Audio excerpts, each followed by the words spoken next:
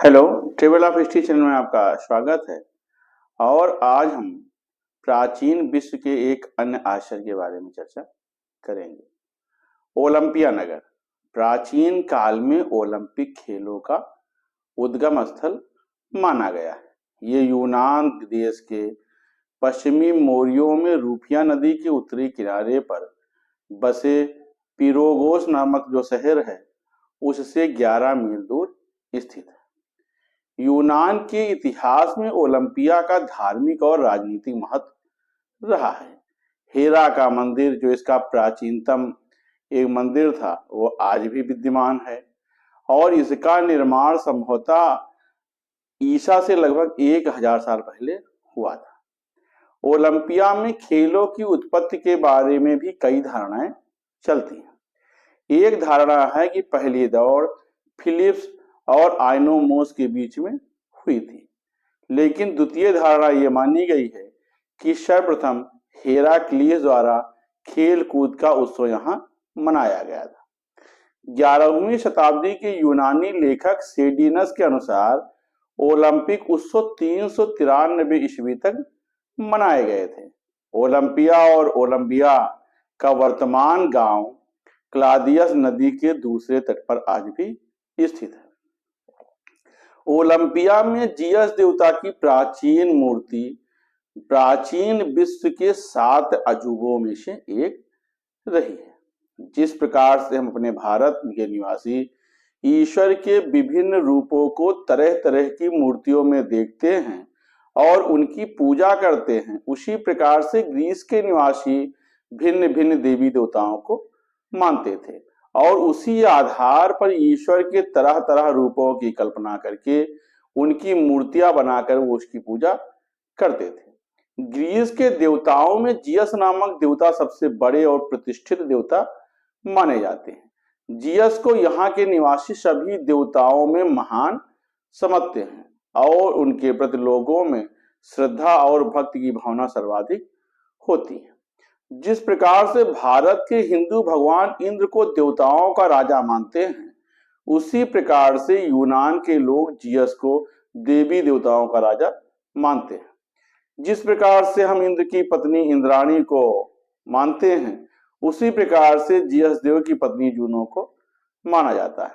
Homer के समय ईसा से 1100 वर्ष पूर्व जियस देवता के बारे में जाना जाता है या उनके बारे में इतिहास मिलता है। इलियड जो कि होमर के महाकाव्य हैं, इलियड की कथा उनके यहाँ वैसे ही मानी जाती है जैसे हमारे यहाँ रामायण की कथा मानी जाती है। जिस सिकंदर महान को अनेकानेक वीर गाथाओं के लिए हम जानते हैं, वो भी इसी देश का निवासी था। माना जाता है कि कारीगरी कुछ विशेष ढंग से पश्चिमी देशों में प्रचलित थी और सर्वप्रथम ग्रीस वालों ने ही इसके गुण बताए थे। हेरोडोट्स के इतिहास में भी इस बात का प्रमाण मिलता है कि जिन दिनों ग्रीस में अच्छी अच्छी सुंदर मूर्तियां बना करती थी, उन दिनों संसार में दूसरे देशों में लोगों को कला की जानकारी ही नहीं थी। ग्रीस देश की जिस मूर्ति जियस की मूर्ति का आज हम विवरण आपके सामने रख रहे हैं, वो वहां के अत्यंत ही श्रद्धेय देवता की मूर्ति है।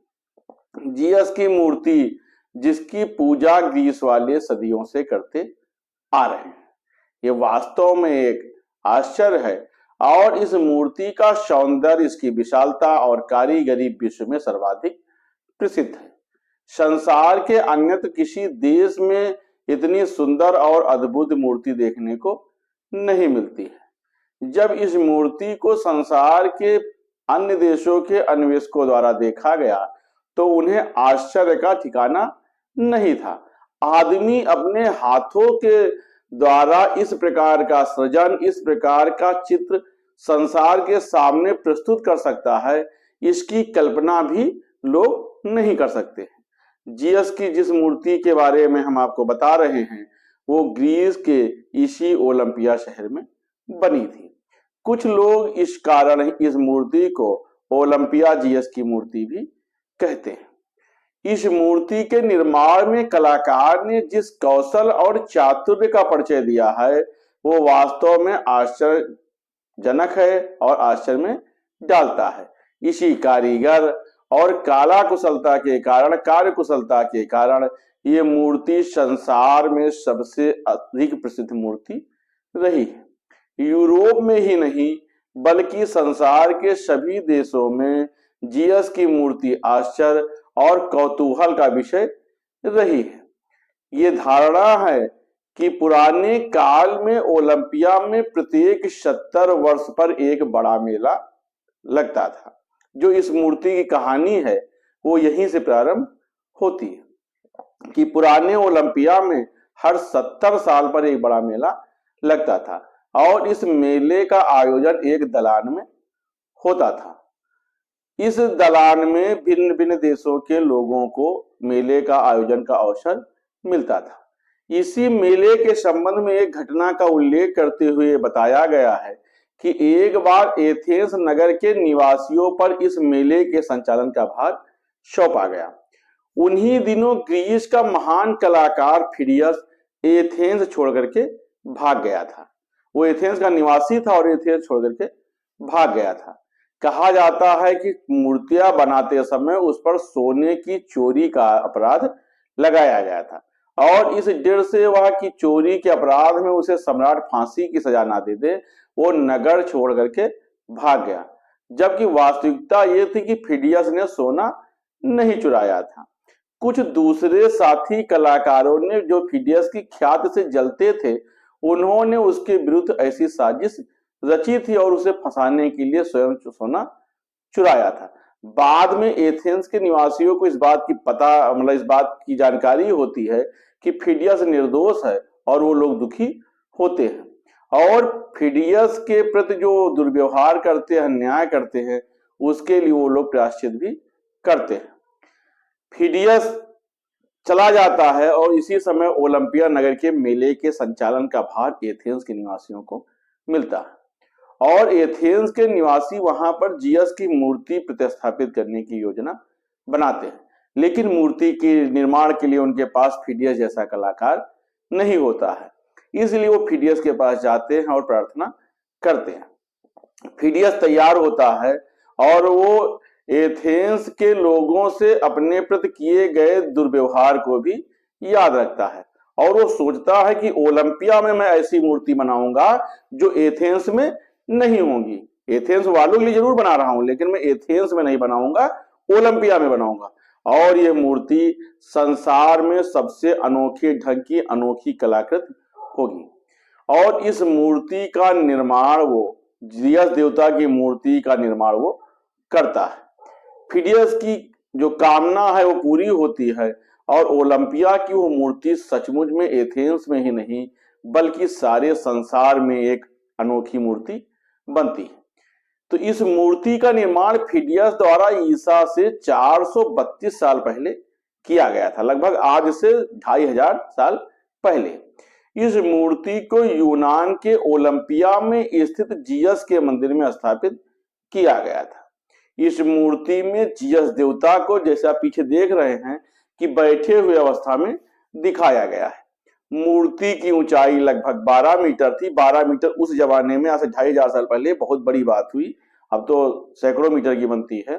तो इस मूर्ति की ऊंचाई उस समय 12 मीटर थी और जिन लोगों ने इसको देखा था उनके अनुसार इस मूर्ति को सोने और हाथी दांत के बने हुए सिंहासन पर बैठाया गया था और इस मूर्ति को सोने और हाथी दांत से ही बनाया गया था।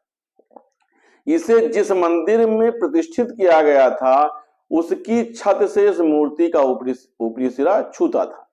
मूर्ति को एक मंदिर में एक सिंहासन पर प्रतिष्ठित किया गया था और लोगों की धारणा है कि यदि इस मूर्ति को खड़ा किया जाता तो इसकी ऊंचाई इतनी हो जाती कि ये मंदिर की छत को तोड़ करके बाहर निकल जाता। जीएस की मूर्ति के अगर हम ढांचे पर चलते हैं, उसकी स्ट्रक्चर पर चलते हैं, तो इस मूर्ति के बीच दाहिनी ओर विजय देवी की एक छोटी मूर्ति थी। उस मूर्ति के सिर पर एक मुकुट रखा था और हाथों में एक माला लिए थी। जीएस की मूर्ति के बाएं हाथ में आप देखिए तो एक दंड दिखाई पड़ता है और यह दंड कई प्रकार के धातुओं के श्रम मिश्रण से बनाया गया है। जियस देवता को जो वस्त्र पहनाया गया था वो सोने का वस्त्र था और जिस हाथ में दंड धारण किए थे उसी पर एक पन्ने की मूर्ति भी बनी थी। मूर्ति के स्वर्ण वस्त्र पर तरह तरह के बेल बूटे, तरह तरह के पत्तियों के चित्र बनाए गए थे। जियस की मूर्ति की ऊंचाई का सही सही अनुमान नहीं पता चलता है, लेकिन मूर्ति के पैरों के आगे एक कुंड बनाया गया था और उसमें जैतून का तेल भरा गया था। वो इसलिए किया गया था कि ओलंपिया में नम जलवायु होती है और नम जलवायु से हाथी दांत से जो बने हिस्से थे मूर्तियों के उसमें दराज ना आने पाए। इसके अलावा कुंड के में जो तेल भरा जाता था उससे प्रकाश परावर्तित होकर मूर्ति पर जब पड़ती थी तो मूर्ति की भव्यता और बढ़ जाती थी। प्राचीन अन्वेषकों ने इस बात के बारे में तो नहीं बताया है कि जिस मंदिर में यह मूर्ति प्रतिष्ठित की गई थी उसकी ऊंचाई क्या थी, लेकिन लोगों की धारणा है कि इसकी ऊंचाई लगभग 65 फीट की रही होगी और इससे हम इस मूर्ति का अंदाजा लगा लेते हैं कि मूर्ति भी लगभग इसी के आसपास ऊंचाई में बनी होगी। मूर्ति का ऊपरी सिरा चूंकि मंदिर से सटता था इसलिए प्रतिष्ठित अवस्था में मूर्ति की ऊंचाई लगभग 60 फीट की रही होगी। 2500 साल पहले 60 फीट की ऊंची मूर्ति बनाना वास्तव में बहुत कठिन रहा होगा, जबकि आज जैसे आधुनिक औजार भी नहीं थे। मूर्ति जिस सिंहासन पर रखी थी वो सिंहासन आबनूस की लकड़ी, हाथी दांत और सोने का बना था। इसके चारों तरफ बहुमूल्य मोती और मड़िया लगाई गई थी और मूर्ति के सिर पर एक प्रकार के वृक्ष की शाखा की तरह का मुकुट बनाया गया था। जो वृक्ष है वो शायद आलू वृक्ष माना गया है जो कि पश्चिमी देशों का एक वृक्ष है। ये मूर्ति फिडियस की सर्वोत्तम एवं अद्वितीय रचना रही है। इसके बन जाने के बाद फिडियस को स्वयं इस बात का आश्चर्य होता है कि उसने अपने हाथों से इस मूर्ति को बनाया था। उसे ताजुब था क्या कि उसके हाथों में भगवान ने वास किया है कि उसके भीतर के कलाकार को उसने पूरी तरह से जागृत कर दिया था। अपने समस्त चातुर्य को सजा करके अपने भीतर के कलाकार को पूरी तरह से जगा करके मूर्ति बनाई गई थी। मूर्ति देखने में जितनी विशाल लगती थी उतनी धातु वास्तव में उसमें नहीं लगी थी। जियस मूर्ति की लंबाई, चौड़ाई, डील डॉल इतने तौले हुए ढंग से बनाए गए थे और कलाकार ने उसको सिंहासन पर ऐसे बैठाया था कि उसमें कहीं पर कोई कमी नहीं दिखाई पड़ती थी। ग्रीस के निवासियों में विशेषकर ओलंपिया के रहने वालों निवासियों ने इस मूर्ति से संबंधित बहुत सी कहावत और कहानियों को प्रचलित किया था और लोगों ने कहानी बताई थी कि जब यह मूर्ति बनकर के तैयार हो जाती है तो देवराज जियस इस मूर्ति को देख करके प्रसन्न होते हैं और उनका आनंद चरम सीमा पर पहुंच जाता है और इतने आत्म विभोर हो जाते हैं कि अपने समस्त आराधकों की उपस्थिति में वो वज्रास्त्र से मंदिर में पड़ी मेज पर प्रहार करते हैं, जिसके परिणाम स्वरूप उस मेज के टुकड़े टुकड़े हो जाते हैं। देवराज जियस की प्रसन्नता से तोड़े गए मेज के टुकड़े आज भी उस मंदिर में आराम से एक जगह पर रखे गए हैं। इस मूर्ति में निहित कलात्मकता, चमत्कार को देखकर लोग आश्चर्य और कौतूहल दोनों से भर जाते हैं। इसमें जितने हाथी दांत का प्रयोग हुआ है उसका अंदाजा लगाना कठिन है। लोगों का कहना है कि हजारों की संख्या में उस समय हाथियों की हत्या की गई होगी और उनके दांत उखाड़े गए होंगे। उन दांतों को किसी तेज यंत्र से फाड़ा गया होगा, पतले पतले बारीक उससे जो है पार्ट बनाए गए होंगे और उसी से इस विश्व की सबसे आश्चर्यजनक जियस की मूर्ति का निर्माण हुआ था।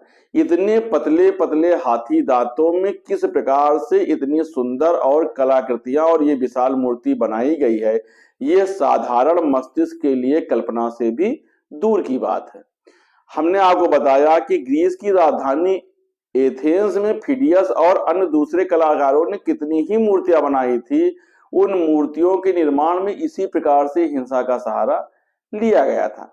इसकी भी कल्पना करना कोई कम आश्चर्य की बात नहीं है कि जहां एक तरफ उन मूर्तियों में कारीगरी की प्रकृति अद्भुत सौंदर्य हमको दिखाई पड़ता है, वहीं पर हम ये सोचते हैं कि इतनी मूर्तियां बनाने में कितनी हिंसा की गई होगी और उस हिंसा को देख करके हमारे रोंगटे खड़े हो जाते हैं।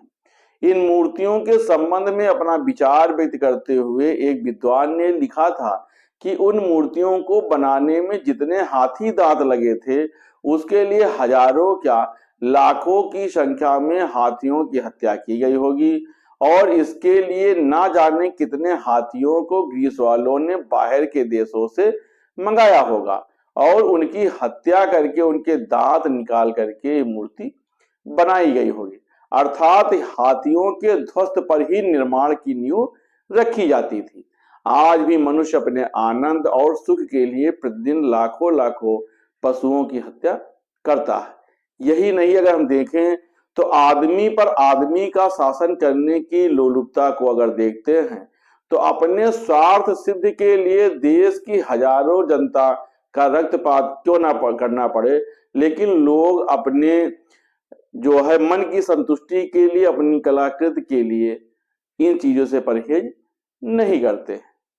इसलिए देश के जो यूनान देश है उसके गौरव चिन्ह और अद्भुत कलाकृतियों की पृष्ठभूमि में हमें हजारों हजार हाथियों की हत्या का कलंक छिपा हुआ दिखाई पड़ता है, जो कि उनके लिए उस समय महत्व नहीं रखती थी। हम देखते हैं तो 397 ईस्वी तक ग्रीक पर रोमन लोगों का राज हो जाता है, जो कि ईसाई धर्म को मानते हैं और वो ओलंपिक खेल को बंद कराते हैं। व्यक्ति और वो गैर ईसाई देवता के सम्मान में अब मूर्तियों का परहेज करते हैं, जो पहले यूनान की रियल मूर्तियां होती हैं। 397 ईस्वी के बाद जियस की मूर्ति के साथ क्या हुआ इसका कोई स्पष्ट उल्लेख नहीं मिलता है। अर्थात रोमन साम्राज्य स्थापित होने के बाद जियस की मूर्ति के साथ क्या घटना घटी इसे कोई नहीं जानता है, लेकिन कहा जाता है कि जब 426 ईस्वी में राजा ने सभी गैर ईसाई मंदिरों को नया करने का आदेश दिया था तो उस समय इस मूर्ति को नष्ट कर दिया गया था। कुछ अभिलेख ये भी बताते हैं कि लैसस नामक एक यूनानी व्यक्ति इसे इस्तांबुल लेकर के चला गया था और वहां पर 475 ईस्वी तक यह सुरक्षित रही है। इसके बाद एक आग लग जाने पर यह मूर्ति नष्ट हो जाती है। पुरातात्विक खोजों से मंदिर का कुछ क्षेत्र, तेल का कुंड और फिजायस के वर्कशॉप की खोज तो हो गई है, लेकिन देवताओं के राजा जियस की मूर्ति का कोई अंश आज नहीं मिला है। समय के साथ सब मिट जाता है। उसी प्रकार से जियस देवता की ये महान मूर्ति जो आप पीछे देख रहे हैं आज विश्व के आश्चर्य में ही मानी जाती है। वास्तविक रूप से प्रतिमा अब संसार में विद्यमान नहीं है, लेकिन जिन पुराने यूरोपीय विद्वानों अन्वेषकों ने उन्हें देखा था उनके वर्णन आज भी यदा कदा किसी प्राचीन साहित्य में मिलते हैं और ये वर्णन काफी सजीव होते हैं और कलाकृतियों में की गई अद्भुत कारीगरी का परिणाम दिखाते हैं। उन्हें पढ़ करके हम लोग आश्चर्यचकित रह जाते हैं कि एक ऐसे काल में जब आदमी के पास आज जितने संसाधन नहीं थे तब लोगों ने, उस समय के अच्छे कलाकारों ने इतनी प्रसिद्ध मूर्तियों का निर्माण किया होगा। इस मूर्ति को देख करके हम लोग यही कल्पना करते हैं कि काश आज भी जियस देवता की अगर वो मूर्ति और प्रतिमाएं विद्यमान होती तो हम लोग इन मूर्तियों के द्वारा कला के कई बारीक बिंदुओं को सीख सकते। तो आज हमने प्राचीन विश्व के एक ऐसे आश्चर्य जो आज उपलब्ध नहीं है लेकिन आज से 3000 साल पहले उसका निर्माण हुआ था और काफी समय तक वो अपने अस्तित्व में रहा है, उसके बारे में जाना है।